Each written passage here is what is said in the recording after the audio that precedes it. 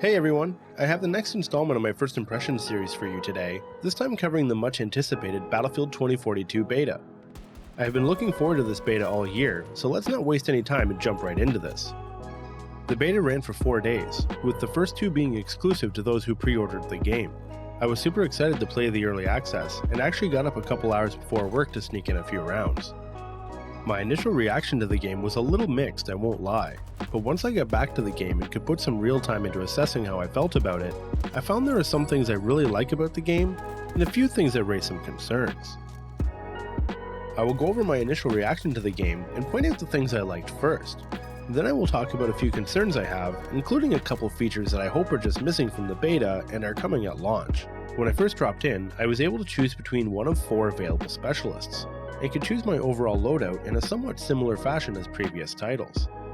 Each specialist has a unique gadget and trait, but I will go more in depth with this once the game fully releases and we get a look at all 10 specialists.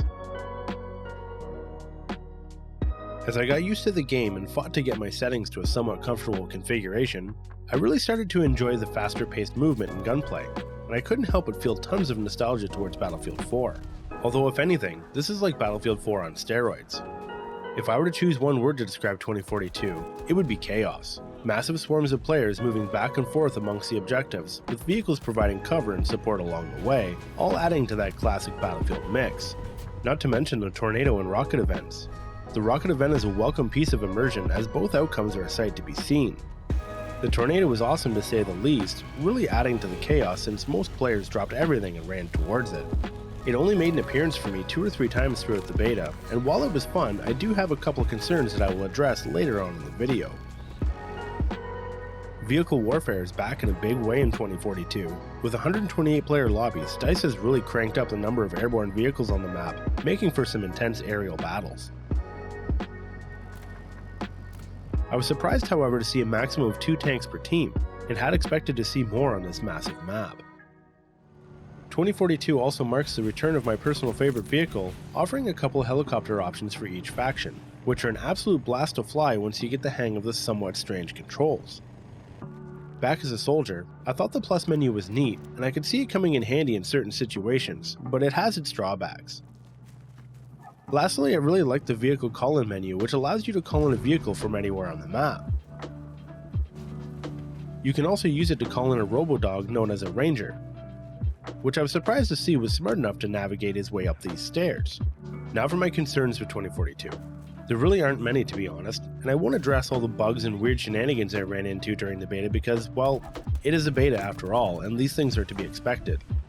The first thing I want to mention is the controller settings. I found that the controllers had a very large response curve with a high degree of aim acceleration. This made fine-tuning of my controls very difficult, as I found they were both too slow and too fast at the same time. After about 15 hours of gameplay, I eventually got them set to a somewhat comfortable configuration, but it would be nice to see some further options in regards to more in-depth settings to include a linear option and an aim acceleration slider. Speaking of controls, the default controls for the helicopters are absolutely horrendous, and after crashing my chopper a couple of times, I eventually found setting the buttons to alternate gave me the Battlefield 3 controls.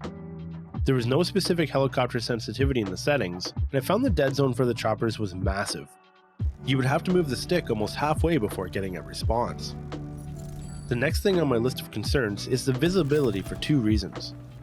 First, the game is relatively dark, and I found it was quite easy to lose your enemy amongst the background in some areas, especially during a storm. The second visibility issue was that friendly team icons are almost invisible. The small teal-blue circle blends in and is tough to see, and this is made worse considering all the specialists are the same for both sides. To add to this, the same teal-blue is used on the map and for the Conquest capture points. When the teal-blue was amongst the white neutral capture points, it took me a second to confirm what we actually held, and it was not apparent at a glance. Speaking a bit more about the specialists, I feel like they are more gimmicky than actually useful, and I feel most players will gravitate to 2 or 3 specialists, forming a strong meta. I was disappointed to see Battlefield go this direction, pulling itself away from its typical class system for what is so obviously a money grab to sell skins. The next concern I mentioned I would come back to is the tornado itself. I will admit it was pretty awesome to see it the first time, but I feel like the novelty will wear off quickly. I feel like it didn't add much to the gameplay and feel like the time could have been better spent implementing more destructible environments. I felt like the destruction was quite minimal for a Battlefield game, giving you the option to blow walls out of buildings, but that was the extent of your abilities. As far as I could tell, nothing could be leveled completely, making it feel like a bit of a step backwards. Which brings me to the UI. I'm hoping that most UI features were left out of the beta and are being saved for a release, but I was quite surprised to see there was no real scoreboard in-game, or any way to compare your stats to other players. Also, the kill feed seems sloppy and out of place, sometimes leaving you to wonder if you were awarded the kill or not.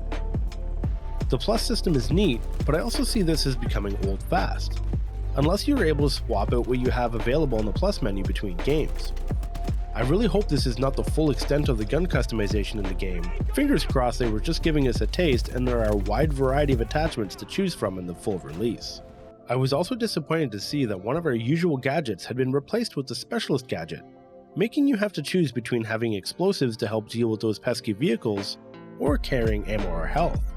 There was also a lack of a squad comms menu, making it hard to communicate with your squad to even ask them to drop said ammo or health if they happen to have them.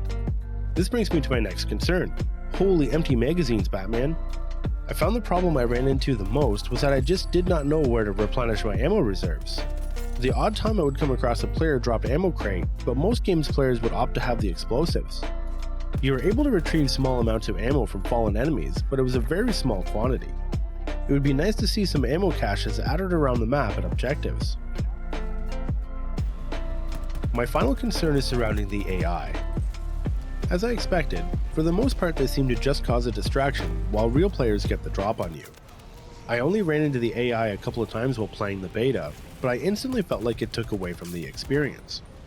As I mentioned in my gameplay and briefing breakdown video, multiplayer to me is exactly that, multiplayer. Competition is the name of the game in PvP style games, especially first-person shooters, and AI distractions take the pride out of the competition. I personally would rather play half-filled lobbies than have the other half filled with bots. With any luck, this title will hold full lobbies and we won't have to worry about the AI too much. In closing, despite its expected bugs and somewhat unexpected departure from a typical Battlefield game, I can honestly say I had a blast playing the beta, and I am looking forward to the full release to see what they do with the final version, as they have built a solid foundation that feels very much like a modern twist to a classic formula. Not to mention the other two modes, Portal, which sounds pretty interesting, and Hazard Zone, which DICE is still super tight-lipped about. I'm looking forward to see where they go with it. Did you play the beta? What did you think of it? Do you have the same concerns? Maybe some of your own? Let me know down in the comments. I plan on making a ton of 2042 content when it releases, so if you enjoyed this video, let me know and help share it with others by hitting the like button. That's all I have for you today. Until next time, keep gaming.